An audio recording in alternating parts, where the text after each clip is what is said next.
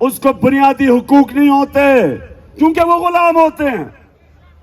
ان کے فیصلے باہر سے اسکرپٹ ملتی ہے کہ آپ نے روس سے تیل نہیں لینا کیونکہ سستا تیل مل رہا ہے ہندوستان کو روس سے، لیکن غلاموں کو اجازت نہیں پاکستانیوں کو کہ سستا تیل روس سے لے کے مہنگائی کم کریں کیونکہ غلام ہیں.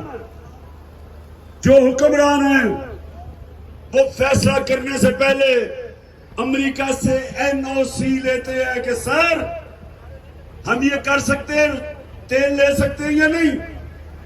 تو میں گجرانوالہ آپ کے پاس آج سارا دن آپ کو ایک چیز بتاؤں گا کہ اللہ نے ہمیں کیسے آزاد کیا.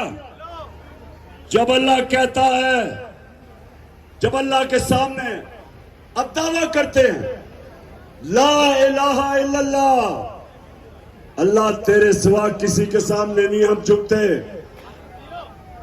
یہ دعویٰ ہے آزادی کا. اور جب پھر ہم کسی سپر پاور کے سامنے گھٹنے ٹیکتے ہیں، میری نظر میں یہ شرک ہے. جب ایک کسی پاکستانی شہری کو تشدد ہوتا ہے اس پہ، جو اعظم سواتی شہباز گل پہ ہوا، جو ارشد شریف کو ملک چھوڑنا پڑا اور قتل کیا، شہید کیا اس کو کیونکہ وہ حق اور سچ پہ کھڑا تھا.